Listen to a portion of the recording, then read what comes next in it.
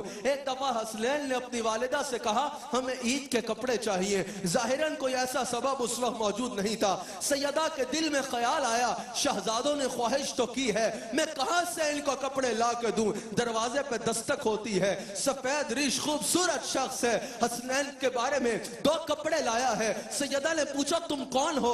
کہا درزی ہوں, عقیدت سے حسنین کے لیے عید کا جوڑا سلا کے لایا ہوں. سیدہ نے قبول فرمایا نذرانہ. جب صبح حسنین نے کپڑے پہنے نانا کی بارگاہ میں گئے, رسول اللہ نے فرمایا فاطمہ یہ کپڑے کہاں سے آئے ہیں؟ کہا حضور رات کو ایک بابا آیا تھا, کہہ رہا تھا درزی ہوں, حسنین کے لیے کپڑے لایا ہوں. حضور نے فرمایا فاطمہ وہ درزی نہیں تھا, وہ جبریل تھا تو جنت سے حسین کے لیے عید کے کپڑے لایا تھا, جو جنت سے حسنین کے لیے عید کے کپڑے لایا تھا. طبرانی میں موجود ہے. میرے آقا منبر پہ رونق افروز ہوئے, فرمایا صحابہ میرے کیا آج ان کے بارے میں بتا دوں جو اپنے نانا اور نانی کے اعتبار سے سب سے افضل ہے؟ کیا تمہیں بتانا دوں اپنے خالہ اور ماموں کے اعتبار سے سب سے اچھا کون ہے؟ کیا آج بتانا دوں ماں اور باپ کے حساب سے سب سے افضل کون ہے؟ کہا حضور ارشاد فرمائے, حضور طبرانی میں موجود ہے, فرمایا یہ میرے شہزادے حسنین ہے,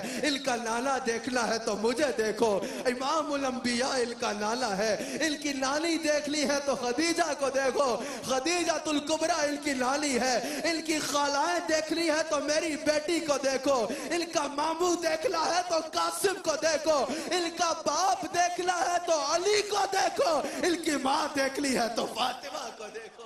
اللہ اکبر. یہ وہ ہے جو ان اعتبار سے سب سے افضل ہے, اس اعتبار سے سب سے افضل ہے, اس اعتبار سے سب سے افضل ہے. حضور علیہ السلام کے شہزادے حضرت امام حسین رضی اللہ تعالیٰ عنہ اور امام حسن کے بارے میں حضور علیہ السلام کو سیدہ کائنات نے عرض کی کہ یا رسول اللہ, معجم الکبیر میں موجود ہے, میرے بچوں کو اپنی روحانی وراثت میں سے کچھ عطا فرمائیں. حضور علیہ السلام نے فرمایا میں اپنی ہیبت اور سرداری اپنے بیٹے حسن کو دیتا ہوں, اور میں اپنی جرت و سخاوت اپنے بیٹے حسین کو دیتا ہوں, اپنے بیٹے حسین کو دیکھتا ہوں. ایک دفعہ حضرت ام سلمہ فرماتی ہیں جب حضرت امام کی ولادت ہوئی, حضور علیہ السلام کے حل مبارک سے مجھے اونچا اونچا رونے کی آواز آئی, مجھے حضور علیہ السلام کو رونے کی آواز آئی. وہ کہتی ہے میں خوف سے حضور کی طرف گئی, میں نے جب دروازہ کھولا تو میں نے دیکھا حضور کی سسکی بندی ہوئی ہے اور حضور حسین کو سینے سے لگا کے رو رہے ہیں, حضور زار و قطار رو رہے ہیں.